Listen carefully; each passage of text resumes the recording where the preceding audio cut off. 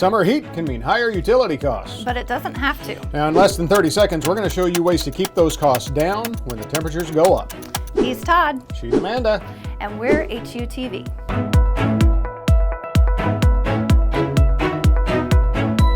Hello and welcome to the award-winning HUTV, Huntsville Utilities Television, where we have a new look to our studio, but our goal is still the same. To bring you information that will help you get more out of your utilities. Now, as we said in the open, the summer heat is on the way, and that can mean higher utility costs. And that's because, like we always say, nothing impacts your utilities more than the outside air temperature. And nothing uses more energy than your home's air conditioner.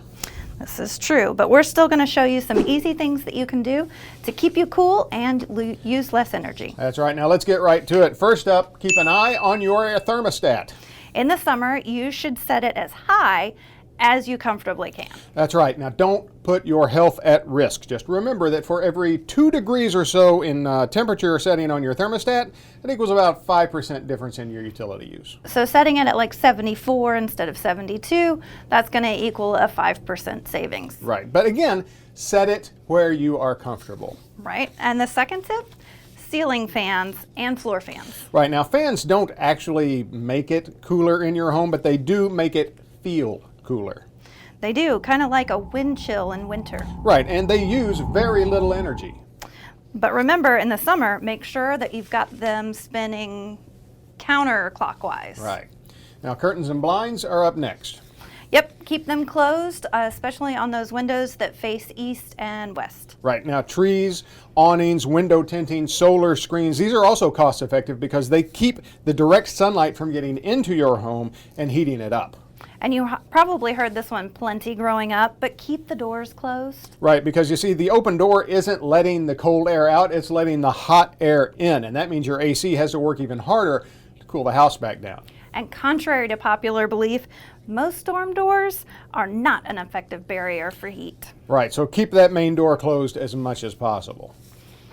Speaking of how hard your AC works, don't forget to check those air filters. Right. See, a dirty filter will make your unit work even harder, and it can actually shorten the life of your air conditioning unit. And if it's been a while, like about a year, you should probably have somebody come out and check out your AC system and get it professionally serviced. Right, because remember, your AC does more than cool the air. It also removes moisture from the air. Which is a good point. Remember, when you're, in the bathroom or laundry room, run those exhaust fans. Right, it pumps the moisture out, makes it feel less humid in your home. Another good tip from way back in the day is turning off the lights. But now with LED bulbs, it's not so much about turning out the lights, it is about those glowing screens. Right, because those glowing screens use a lot of power. So turn off those TVs and computers when they're not in use. Now finally, if your home has an attic access door or those pull-down stairs and they're located in an air-conditioned part of the house, you're going to want to make sure that that door is insulated and weather-stripped.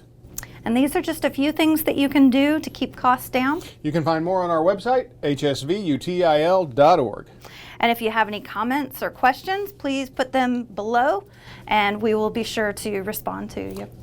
That's it, and that's it for this episode, but we will be back soon with more tips and information. And don't forget, like and subscribe and hit the bell.